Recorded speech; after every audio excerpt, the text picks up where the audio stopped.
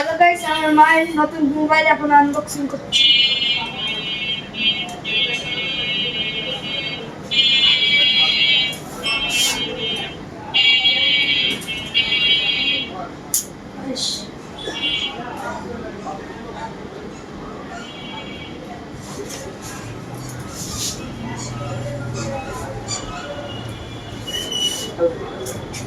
দাও তোমার আঙ্কেলের কাছে দাও।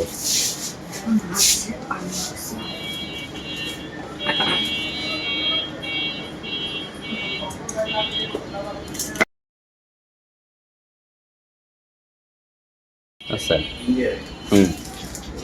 তো গাইস ফোনটা দেখুন, অস্থির ফোন।